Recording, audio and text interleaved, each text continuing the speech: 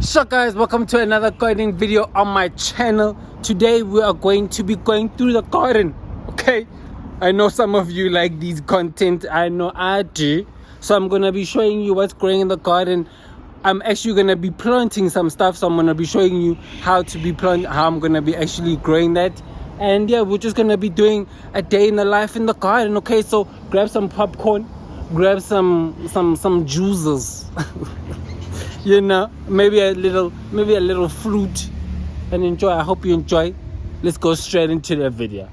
Okay, so I'm going to actually be planting some Brussels sprouts. If you saw in my last video, I actually suggested that you grow these in February. So I also need to then start them in seeds. So I mean in seed trays, right? So I'm actually going to show you how to do that. So already I've put in some potting soil, right? And this is outdoor potting soil. I think you can get any brand that you are comfortable with. And basically just wet the soil so that they're ready for the seeds, and then just, you know, sprinkle some seeds in there. All right. So yeah, as you can see now, I've just put in some little bit of holes in the pockets of the seed trays, and then I have some of the Brussels sprout seeds. So what I would just do is take them and just sprinkle in the holes where the thing is. If you do put in more than you're supposed to, it's okay. You can always just take those extra ones out, but just basically sprinkle some of the seeds in there and make sure that you have some seeds in each pocket. I don't know why I didn't do it in order. Now I don't know which one I put, where I put. So now once they are all filled with the broccoli, just make sure that you are covering them. So just cover the holes, and yeah, once they are covered, you are good to go. Then I would just say put them in a shady area, just so that you're not overwhelming them with too much heat. So I think I'll put them with the guys. Yeah. Just wait about 7 to 14 days for them to germinate, and then you'll have some Brussels sprouts. So I actually wanted to give you an update on the lettuce as well, because remember I transplanted some of the lettuce and they looked a bit down when I was transplanting them. So now you can see that they're still healthy. Now they're actually doing even better. You can see the one at the corner there. These ones are doing really well. You know, so again, as I said, that if there's one at least that is still one leaf that is still healthy, then you know all of them will start to be healthy as well. So just don't be afraid to transplant them. They might struggle at first, but then they'll bounce right back. So yeah, we have some lettuce that is growing, and I actually wanted to show you some other varieties of lettuce. So there's this one, and this is called the Great Lakes cabbage. This one, lettuce. This is called the Great Lakes lettuce, and this is a bit bigger than the variety I just showed you. And this one actually, as you can see here, it's starting to curl, right? And this one produces the actual big, you know, the big lettuce that we see in the store, the round one. So yeah, it's actually quite exciting that I have quite a few growing in and amongst the tomatoes. And if you don't know, tomatoes and lettuce, they are the best friends. So, you know, get them in together, okay? Friendalize them together. Then you see, as I said, right? You see this lettuce, it looks pretty dull, right? It looks like it's about to die. But, you know, just give it some water, just give it some time, and it will actually do really well. And yeah, so we have some of this, you know, some of the lettuce. Even you see here, there's another lettuce here. And then, you know, as I said, we have some tomatoes. The tomatoes are also flourishing at the moment. Actually can't wait for them to start producing the actual tomatoes. And some of them have actually started with this, and you can see that once they grow this, that's when you know that the tomatoes are soon coming, right? Once they start flowering, you know. And even here we can see that there's some flowers growing on there. Once they start doing that, yeah, tomatoes are incoming. just like the boy over here. So this guy, you know, he's starting to produce some of the tomatoes, which is beautiful. I can't wait to see the tomatoes flowerizing. And guys, I actually wanted to show you how flowerized my garden is. It's actually becoming so flowery now. There's some nasturtium over here, there's some marigold over there, and more marigold actually growing, which is beautiful.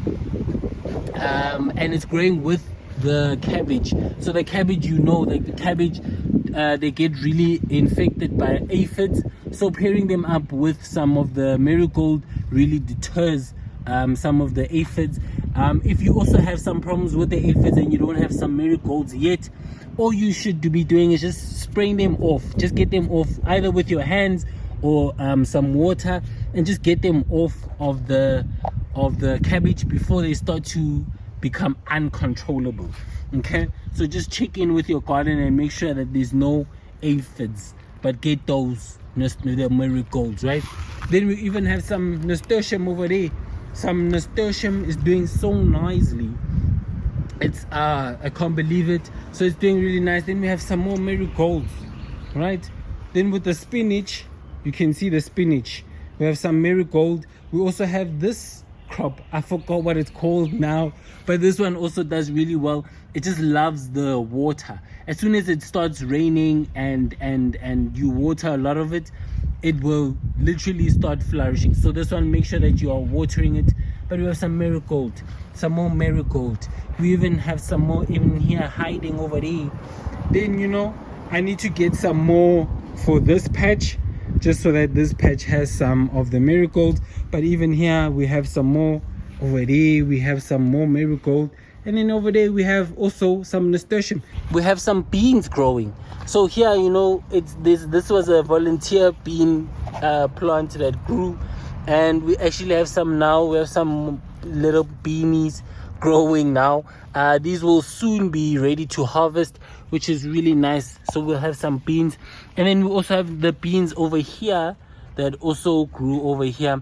So this one, you know, these ones, I think they're doing okay. They haven't started producing the actual beans yet, but they started to flower. And we also have over here some more beans that are also growing here. They also haven't started to flower. Actually, this one started to produce some of the beans. But yeah, you know, some of them, I think they're starting to flower, so the beans should be incoming. Okay, then we have some more beans over here. We have some more beans. Then over here we have some green pepper. Some green peppers are growing nicely over here. Really excited for these because I haven't been able to grow a lot of green pepper in a while. I might be just concerned a bit of how close they are with each other, but I don't even want to take them out and see that if I transplant them in other places. So I'm just gonna leave them and see what happens. At least they look pretty healthy at the moment, so I'm just going to let them grow. Then we have some potatoes. You know, guys, they're loving potatoes, also growing really nicely. They've really been loving the rain, so these have also been doing really well. I think I'll give you an update once they start dying off. Then we'll have a harvest. So just sitting here, I actually see that these beans actually have some beans growing, and you can see here as well there's some beans even here. There's some more beans, which is beautiful. You know, I didn't think that there would be so many beans. Even in this corner, see, we have some beans there, some more beans. So the beans are actually doing pretty well. So as I was saying, guys, this grape, right, it was doing, like, it was actually producing grapes, but now it's actually starting to seed. Like, I think this is a seed. So I don't know what's going on. I don't know if this can actually create more grapes or if it's just, I don't know.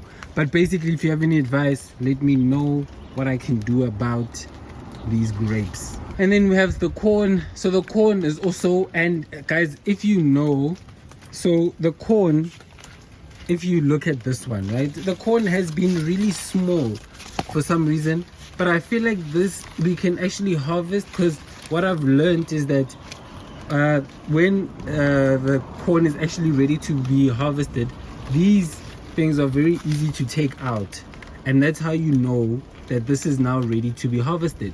So I mean, the corn itself is pretty small, so I'm a bit worried that it's actually telling me that I can harvest without them actually being that big.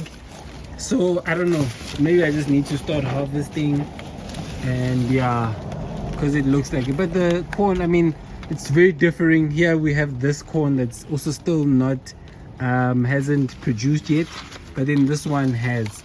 So yeah, just let me know in the comments what I should actually do. So yeah, in this patch I actually want to grow more things here. I could have the Brussels sprouts here next to these, and then also maybe the kale as well grow in here, because this was where the all the squash and all of them were.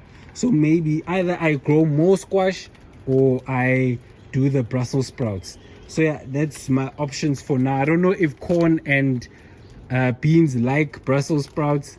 I need to do some research for that. And then also with the spinach, so the spinach, I actually harvested some spinach recently. So yeah, it actually, that's why I think the spinach for me, honestly, since it's been raining, it's done really well. So I'm actually really happy with the spinach. Yeah, and I've actually planted some more, as you can see in there. I tried to plant some more there. I think I just need some more rain just to, you know, wet it. But yeah, hopefully just, you know, filling the gaps with some more spinach. And then here we also have the lettuce. Again, we have some lettuce, you know, just going to seed. And now is actually the perfect time to collect these seeds. Make sure that you're just collecting them. If you can't collect them, just make sure that you are spreading them around, just so that you can get some more of the crop that you want. So I also have some indoor plants that also need just a bit of a top up from the potting soil. So I got some indoor potting soil, and I'm just gonna top these up.